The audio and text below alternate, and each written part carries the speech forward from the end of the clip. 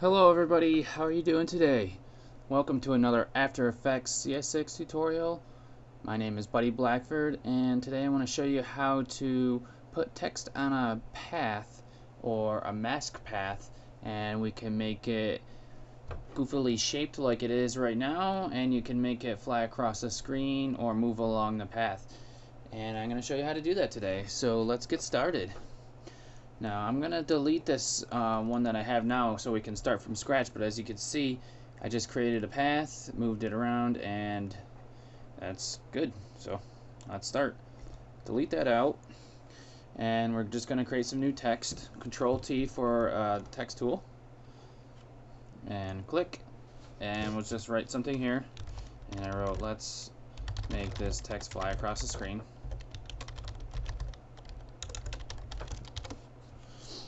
Now what you need to do is click on your text down here in the layer panel, and then just zoom out so you can have the whole page showing, and take your pen tool and just draw a motion path.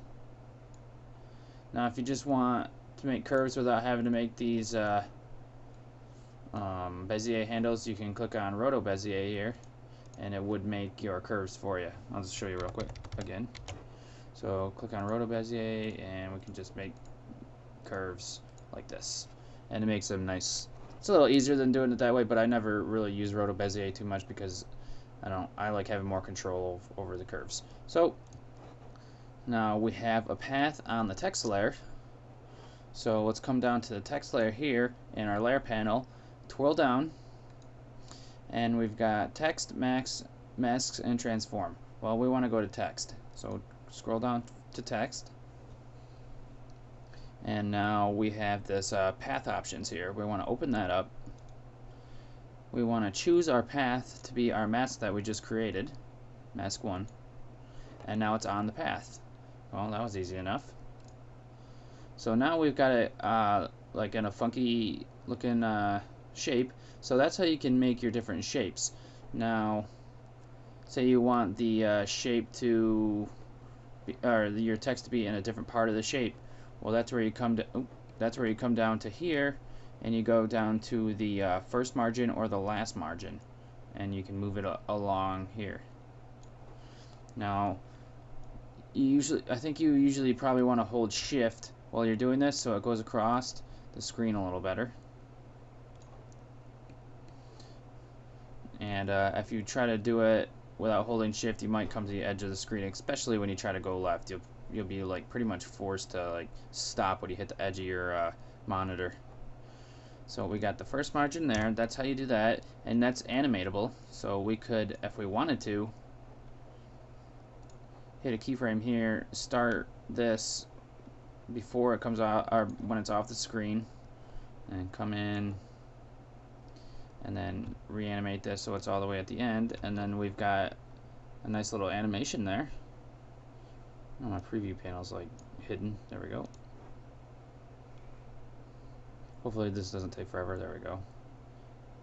And there you go. You can see it like that. Now, I mean, that's way too fast. You can't even read it, but you get the idea. That's how you animate it. And delete these keyframes so I can show you everything else. Let's see, put the margin back in somewhere in the middle. Let's put it at 0, I think. It's probably in the middle. So we got our last margin, which is below it, and that's pretty much the same thing.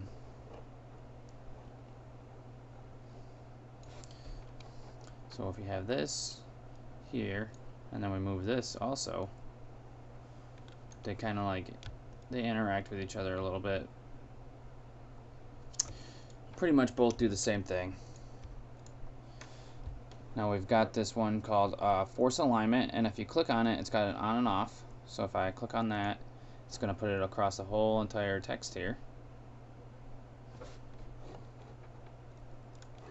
And this is where your first margin and last margin make a difference from each other, because you can take now the first margin and bring it in, and then you can also take the last margin and bring it in and bring the letters closer or farther apart.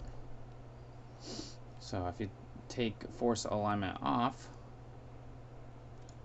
it's going to bring them back together. So there we go for that. There, put these back to 0. Turn this off. And then we'll go to perpendicular to path, and that's, you'll see what that does easily. It makes that, when you take it off, it just makes it go straight up and down, or the way that you set your text. So turn that off.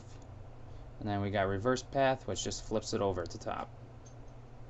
This is easy enough. Now you can use these all in conjunction with each other to make some different looking paths. You don't have to just have one on and one off and all that stuff. So I mean, there we go. So that's pretty much moving all this stuff across the path. Down here in the layer panel, now you can come up into your comp panel here, and you can see these things on the edge, and when you put your selection tool over top of them, these are the first and the second margins. Let me flip this back over. So we have our margin tools here also, and if you click and hold and drag, you can edit your margins that way also.